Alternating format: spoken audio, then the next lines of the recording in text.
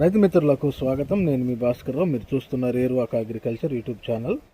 ఈరోజు మన వీడియోలో వచ్చేసరికి కాలా నమక్ అనే వరి యొక్క నాటు మరియు దీని యొక్క ఉపయోగాలు గురించి తెలుసుకుందాం. ఈ వరి గురించి తెలుసుకునే ముందు నాది ఒక చిన్న రిక్వెస్ట్. ఈ వీడియో చివరి వరకు చూడండి. నచ్చితే లైక్ చేయండి, షేర్ చేయండి, సబ్స్క్రైబ్ చేసుకోవటం మర్చిపోవద్దండి. ఈ కాలా నమక్ అనే వరి 135 రోజుల పంట అండి. ఈ కాలా నమక్ అనే బియ్యాన్ని వాడటం వల్ల మన మనుషుల్లోని వ్యాధి నిరోధక శక్తి పెరుగుతుంది. చాలా మంచి దేశవాళీ రకం అండి ఇది. ఈ రకంలో మనకి ఫైబర్ అనేది చాలా ఎక్కువగా ఉంటుంది.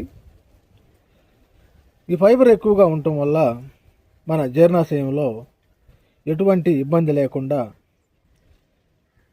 అన్ని జీవక్రియలు సకాలంలో జరగటానికి ఈ కాలా నమక్ అనే వరి అన్నము బాగా దోహదపడుతుందండి.